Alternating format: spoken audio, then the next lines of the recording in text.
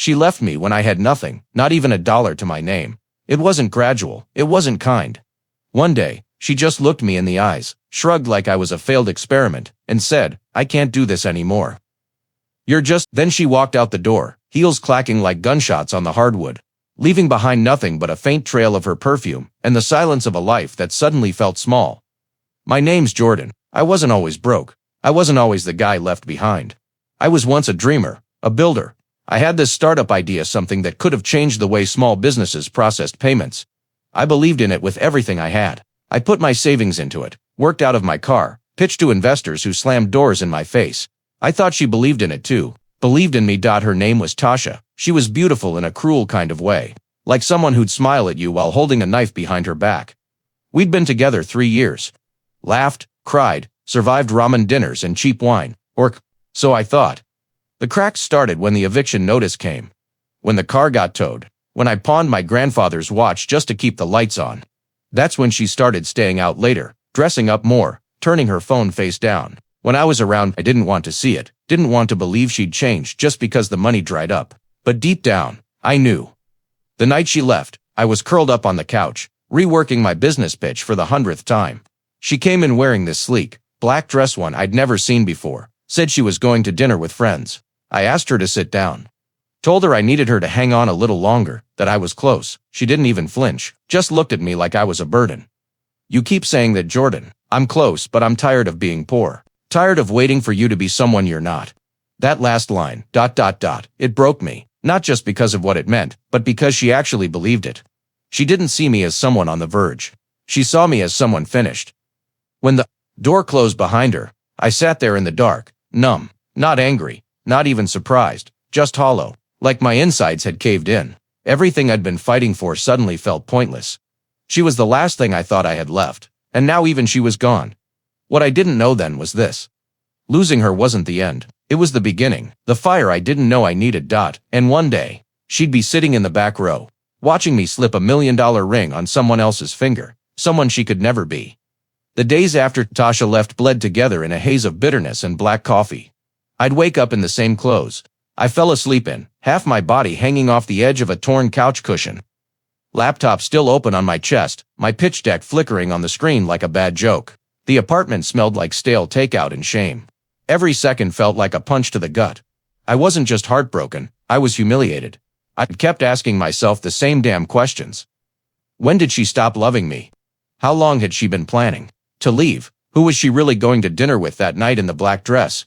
I tried to focus on my work, on salvaging what was left of my startup. But every time I stared at the screen, all I saw was her. Her voice echoing in my head. "You're stuck. I'm tired of being poor." That line, it burned like acid in my chest. I didn't want to believe she'd been seeing someone else. I wanted to think it was just money, stress, survival instincts. But the more I thought about it, the more things stopped adding up. There was the sudden upgrade in her wardrobe during our last month together: dresses, shoes, bags that I knew I couldn't afford. She'd told me she got them on sale, or that her cousin worked retail and gave her discounts. I bought it at the time. I wanted to believe her. But now, it all looked different in the rearview mirror. Then there was her phone. Always buzzing. Always flipped face down. I remember one night, I reached for it to check the time, and she yanked it away, like it was a live grenade. And the dinners, God, the dinners. Suddenly she was eating out 3-4 nights a week, girls' nights, she said. I was too exhausted from working 16-hour days and too broke to question it. But now, I was questioning everything. I tried to shake it off. Told myself I was just being paranoid. People grow apart. Sometimes love isn't enough, right? But the signs kept stacking up. A few days after she left, I logged into our shared Netflix account to kill time. Her profile was still there. Out of habit, I clicked on it. The continue watching list hit me like a truck. Romantic comedies, candlelit, foreign films, stuff I'd never seen her watch with me. And one movie in particular, Weekend in Paris, made my blood run cold.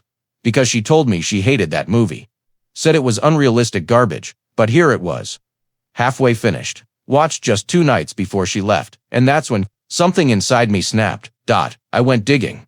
Through old receipts, our shared email, anything that might give me clarity. I wasn't looking for closure anymore. I was looking for the truth. And I found it in a rideshare receipt, buried deep in her inbox, from 2 weeks before the breakup. A 10:47 p.m. drop-off at a luxury condo downtown.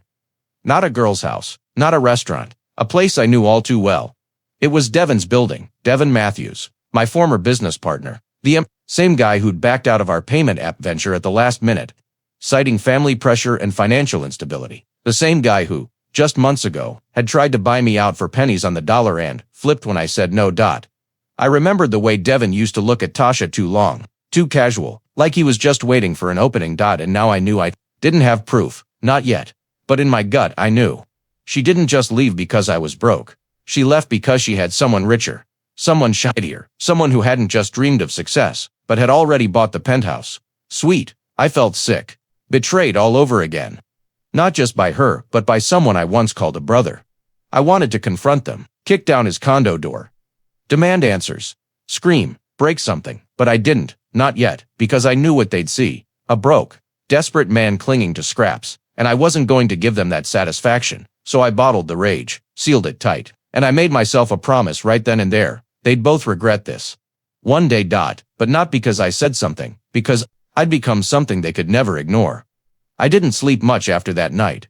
My mind kept playing through the scenarios like a twisted movie reeled of in, holding her hand across a candlelit table. Tasha smiling in that dress I never got to unzip, both of them laughing behind my back while I hustled just to keep our lights on. But pain has a strange way of sharpening your focus.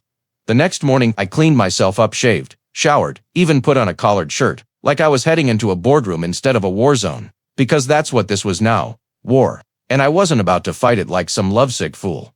First step. I needed proof. I remembered Devon had once given me access to a shared cloud folder back when we were building the prototype for our app, said it would be easier to sync files. I hadn't thought about it in months. Honestly, I figured he'd have shut it down, but he hadn't. And when I logged in, I hit gold. There were files in there he probably forgot were even shared screenshots of investor messages, spreadsheets showing early funding offers, drafts of emails to contacts that he had claimed never existed. One message stood out. An email thread titled, Plan B. It was dated 3 months before our partnership dissolved. In it, Devon was discussing a contingency strategy with someone named T. He wrote, if Jordan doesn't fold soon, I'll make the move solo. Got someone close to him who can ease the transition. There was no doubt in my mind who that was. My stomach turned. They didn't just betray me, they plotted it. Quietly, with precision. Like chess players lining up their final moves. I dug deeper, pulled bank statements, credit card transactions, cross-referenced the dates. She said she was out with the girls, against charges in neighborhoods we never visited, high-end restaurants, boutique hotels, rideshare stops, all leading to Devon's condo. It was all their digital footprints of deception. The final nail came in the form of a text message backup. Tasha had used my iCloud for backup when her phone broke last year. I'd forgotten to remove the shared account. Apparently she had too. I downloaded the backup to my laptop, hands trembling. I almost didn't want to see it, but I needed closure or, maybe fuel. There it was. Dozens of messages. Tasha, he's still going on about that payment app like it's going to make him rich overnight. Devon, let him dream. The bigger the fall, the quieter he'll stay. Another message. Tasha, he pawned his grandfather's watch last night. I almost felt bad. Devon, that's why you're with me now. No more struggle, no more broke dreamers. That one hurt the worst, because that watch wasn't just a watch, was the only thing my grandfather left me before he passed. The one thing I held on to when everything else fell apart. I closed the laptop and sat in silence. My chest was tight, but my hands were steady. The betrayal had cut deep, but now the pain had a purpose. It was time to move differently. I started documenting everything, organizing files, archiving messages, backing up evidence in cloud drives under aliases. Not for revenge, not yet, but because I wasn't going to be the guy who almost made it. I was going to rise. And when I did, I wanted receipts. With proof in hand, I started moving strategically. I reconnected with Daniel, a former developer who'd walked away from our project early on after Devon manipulated him out of his shares. I told him everything, laid out the betrayal, the texts, the lies. He didn't hesitate. You've got the vision, man, and now you've got the fire. Let's rebuild. And rebuild we did. Quietly. Late nights, coffee-stained keyboards, 2 laptops. In a dingy co-working space we paid for with borrowed money and pride. I reached out to old contacts, pitched with new clarity. I'd learned from Devon's moves. I knew now what investors really looked for, not just ideas, but leverage, credibility, grit. We rebuilt the app from scratch, made it leaner, smarter. I renamed it to Phoenix Pay because it was born from ashes, just like me. For the first time in months, I wasn't waking up bitter. I was waking up hungry. But I never told anyone about the texts. I never confronted Tasha, never called Devin out. Because that would have been too easy. I didn't want an apology. I didn't want revenge in words. I wanted them to watch me rise. Watch me win. Watch me stand at the altar beside someone who believed in me when I had everything to lose and everything to prove, and they would, sooner than they ever expected. It all came to a head on a night no one saw coming, especially them. 6 months had passed. Just 6. But I wasn't the same man. Phoenix Pay had launched in beta with 3 small business partners, then 10, then 30. Within weeks, we were fielding inquiries from venture capital firms who'd once ghosted my calls. One of them, Alder Capital, offered us a 7-figure seed round, not just on potential, but because they saw our growth curve, our clean code, our loyal early adopters. The kind of traction you can't fake. But the real turning point wasn't the funding. It was who introduced me to Alder. Her name was Serena Ashford. Yeah. That Ashford. Daughter of tech billionaire Charles Ashford, the man whose name sits on half the buildings in downtown San Francisco. She wasn't some spoiled heiress, either. She ran her own venture portfolio, sharp, confident, brutal in the boardroom, but tender outside of it. She saw my deck during a pitch event I didn't even want to attend. She said something to me after my 5-minute pitch I'll never forget. "You built this from betrayal. Good, the best founders always have scars." That night, we talked for hours. Then, we didn't stop talking. 3 months later, she wasn't just my business partner, she was my fiancée, and now here we were. Planning a wedding that would be the talk of the entire tech world. The media called it a power match. They didn't. No, the half of it. But I hadn't forgotten. I hadn't forgotten them. Tasha and Devin. They still paraded around like royalty on social media, launching little ventures of their own, tagging each other in rooftop brunches and rented land. But I knew they were struggling behind the scenes. Devin had burned too many bridges. Word travels fast in this world. Investors talk, and they were desperate for a comeback. That's when I set the trap. I reached out to Devin through a dummy email, pretended to be a mid-level investor looking to back a promising fintech project, told him I'd heard whispers of his genius from a friend in Singapore, that I wanted to meet, that I had $5 million to move if I liked what I saw. He bit. Of course he did. We scheduled a meeting at a luxury hotel bar. I reserved the whole VIP section under my real name, Jordan Carter. He didn't even blink. He showed up in a suit half a size too tight, Tasha clinging to his arm, in a faux Chanel dress. They looked exactly how I remembered, hungry for admiration, oblivious to their own downfall. I was already sitting when they arrived. Devin froze. Tasha's face went pale. "You, .. What the hell is this?" Devin muttered, eyes darting around, like he'd walked into an ambush. I smiled, calm, collected. "Deadly this." I leaned forward. "This is the meeting. You wanted funding, right?" "You've got to be kidding me," Tasha whispered, stepping back. "No jokes, just business. I thought I'd return the favor, since you two taught me how the game really works." Devin scoffed, trying to recover. "You think this changes anything? You're still bitter over some woman who don't..." My voice cut sharper than glass. "You don't get to rewrite the story. Not when I have the whole script." I pulled out a sleek folder, dropped it on the table. Inside were color-printed copies of their texts, receipts, cloud logs, every digital footprint of their betrayal, time-stamped and undeniable. "You planned to screw me over, and you did it. Congrats. But here's the thing, Devin, you walked away from the next big thing for some fast money and a borrowed condo, and now I own the future." He didn't speak. Couldn't. Tasha's voice cracked. "So what? You brought us here to humiliate us? For revenge?" "No," I said, standing. "Revenge would be me leaking this to your investors, or your clients, or your families. But I'm not going to do that." "Then what the hell do you want?" Devin snapped. I smiled again, this time slow and surgical. "Nothing. I just wanted you to see who I became without you. I wanted you to know that while you were too busy scheming, I was building. While you were lying, I was learning. And while you were laughing at me from that penthouse, I was becoming the man you'd never forget." I turned to Tasha. "You left me when I was broke. Now you get to watch me marry the daughter of a billionaire, someone who stood beside me, not because of what I had, but because of who I am." Her lips parted like she wanted to say something. Maybe apologize. Maybe beg. I didn't care. I walked out, and as the doors closed behind me, I didn't feel rage. I didn't feel bitterness. I felt power, because real justice isn't about shouting. It's about rising so high They have to look up just to regret what they lost. Word got around fast after that night. I didn't leak the evidence, but the industry has a way of sniffing out truth. Devon's name started disappearing from startup rosters. Whispers turned into silence. Investment groups quietly cut ties. A few tech blogs picked up the story, no names mentioned, but the details were close enough that insiders knew.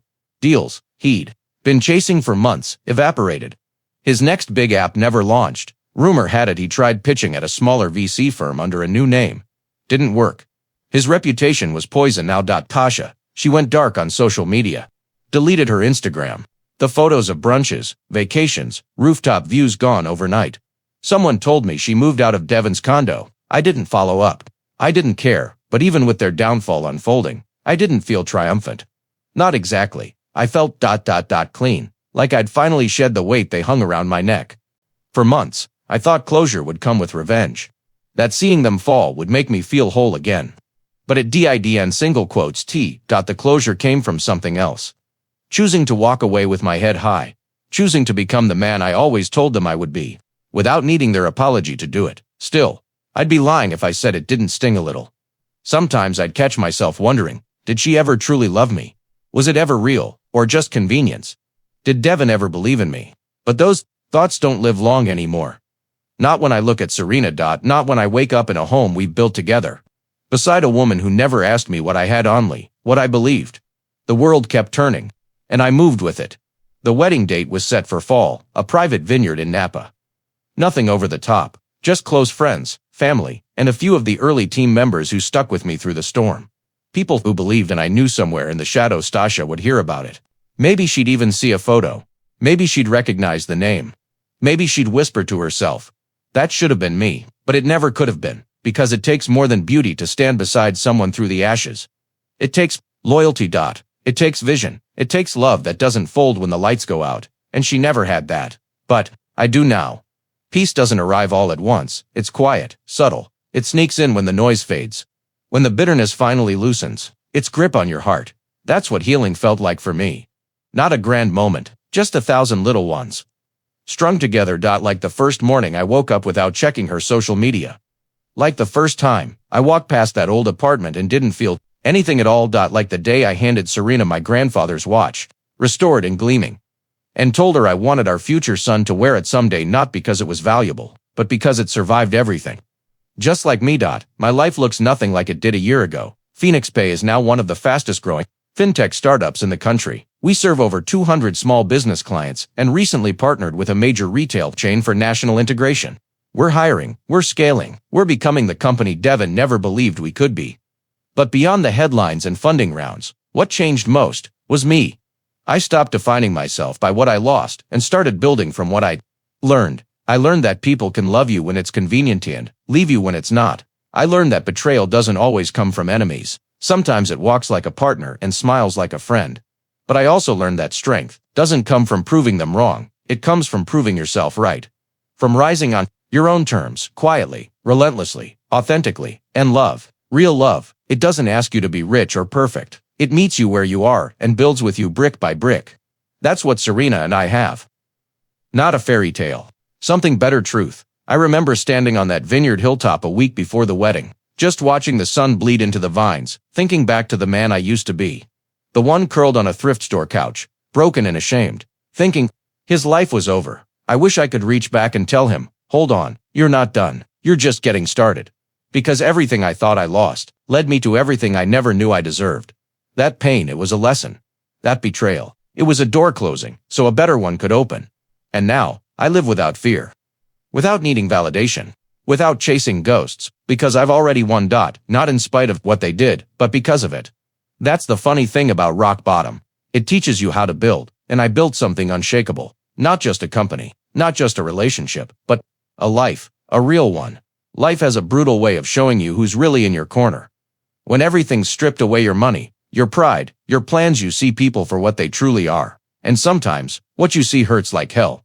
But sometimes, that pain is your awakening. I used to think betrayal was the worst thing that could happen to me. I used to think losing Tasha meant I lost everything. That being abandoned meant I had failed. That I wasn't enough. But I was wrong.